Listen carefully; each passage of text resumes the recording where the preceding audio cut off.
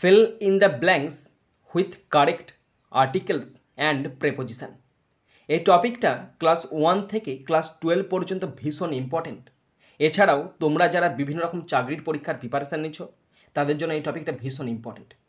আজকে আলোচনা করছি 166। In dash evenings they would sit together. সন্ধ্যাগুলোতে তারা একসাথে বসে। এখানে দা বসবে কেন বলো তো? দেখো, ইন দ্য ইভিনিং একটা অ্যাপ্রোপ্রিয়েট প্রেপোজিশন, নির্দিষ্ট সময় বোঝাচ্ছে। আবার বলেছে ইভিনিংস, ইভিনিংস মানে সন্ধ্যাগুলোতে। সন্ধ্যাগুলোতে মানে কি তাদের একটা অভ্যাস বা একটা রুটিন, সেটা বোঝাচ্ছে। পুরুলালা করা আছে তাই জন্য, মানে প্রত্যেক দিন সন্ধ্যাতে তারা বসতো, প্রাচীনকালে বসতো, নির্দিষ্ট সময়, তাই এখানে দা বসে গেল।